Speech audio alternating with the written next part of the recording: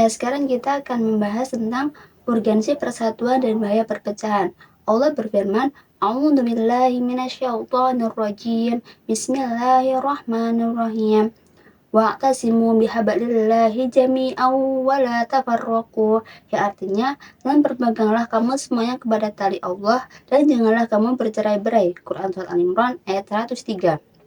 Nah, untuk terkait ayat ini, Al-Imam Abu Hayyan dalam tafsir Al-Bahr Al-Muhit itu menjelaskan bahwa perpecahan itu mengakibatkan kehancuran yang membuat para penjajah itu mudah menguasai sebuah negara. Jika sedemikian besar manfaat yang terkandung dalam persatuan, sebaliknya malah dalam perpecahan itu banyak bahaya yang dapat menghancurkan seluruh sendi kehidupan beragama, berbangsa, dan bernegara.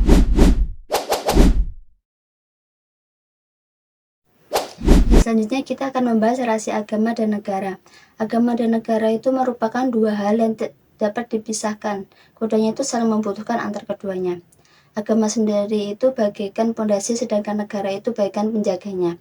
Agama tanpa negara tersia-sia. Mengapa? Karena untuk menegakkan berbagai perintah, anjuran maupun menghindarkan larangannya secara optimal itu perlu keterlibatan negara. Sebaliknya, negara tanpa agama juga akan hancur. Mengapa? Karena agama sendiri itu membekali pemeluknya dengan kelengkapan aturan sesuai posisi masing-masing untuk dipertanggungjawabkan di hadapan Allah nanti.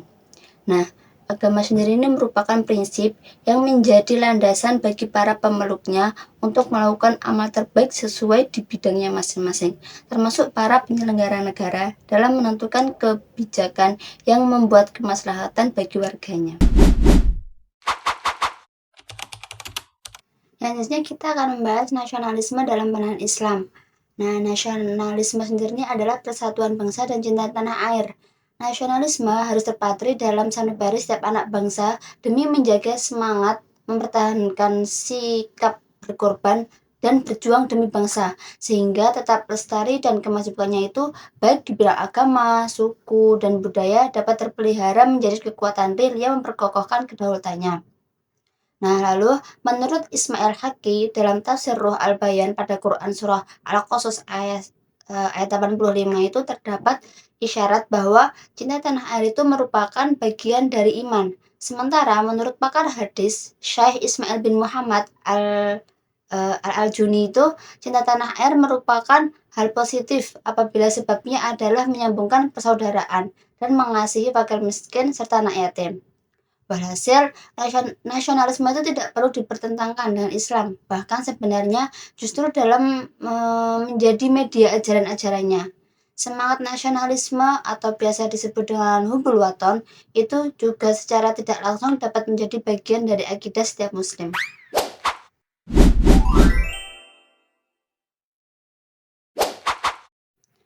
Kemudian kita akan membahas bentuk negara dalam pandangan Islam.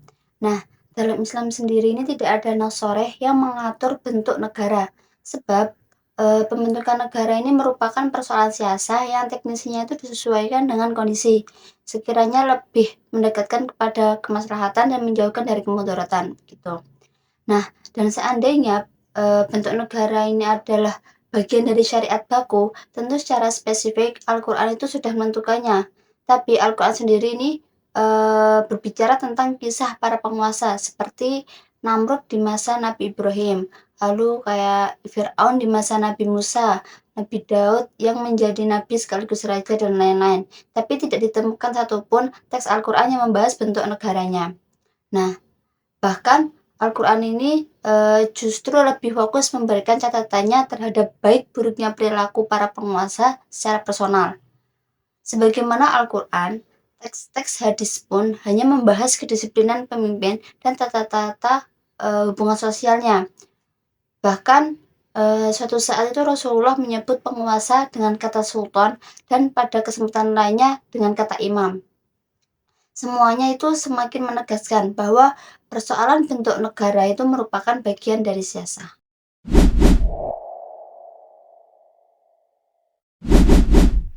Nah, ini kita akan bahas kenapa harus mempertahankan NKRI.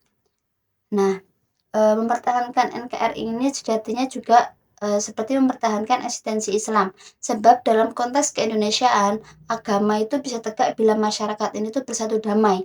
Nah, mempertahankan NKRI yang merupakan bagian dari 4 pilar bangsa yaitu Pancasila, Bhinneka Tunggal Ika, UUD, dan NKRI adalah manifestasi siasat syariah yang paling efektif untuk mengakomodir kemaslahatan hidup beragama, berbangsa, dan bernegara di bumi Nusantara dengan segala keberagamannya yang diantaranya yaitu dengan 1. Menghindari sikap pengkhianatan konsensus negara, di mana konsensus tersebut itu tidak bertentangan dengan syariat Islam. Lalu yang kedua, dengan menghindari pertikaian antar pemeluk agama. Mengapa? Karena secara faktual tidak mungkin menjadikan warga Indonesia itu menganut dengan satu agama. Yang ketiga, yaitu dengan menghindari terjadinya perang saudara akibat perebutan kekuasaan yang dilakukan secara inkonstitusional. Lalu yang keempat, dengan menghindari terjadinya desentralisasi bangsa. Nah, di sini kita akan membahas Pancasila tidak bertentangan dengan nilai-nilai Islam.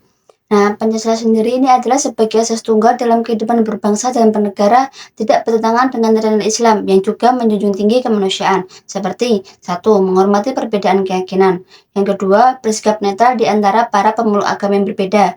Yang ketiga, menjaga hak kemanusiaan. Yang keempat, menjaga hak perbedaan pendapat. Yang kelima, menjaga hak dan kewajiban sesuai dengan undang-undang yang sudah disepakati. Nah, bahkan di antara bagian siasat Rasulullah itu menyatukan keberagaman dari berbagai suku dan agama menjadi satu kesatuan bangsa. Meskipun dalam beberapa perjanjian Islam itu kelihatan dirugikan, tapi sejatinya justru menjadi strategi jitu. Dengan kesepakatan bersama, Islam ini dapat melindungi segenap bangsa dan berdakwah secara santun seluas-luasnya, tanpa sibuk dengan berbagai polemik yang destruktif dan kontraproduktif. Nah, hal inilah yang menjadi semakin mempertegas bahwa asas tunggal Pancasila ini tidak bertentangan dengan Islam.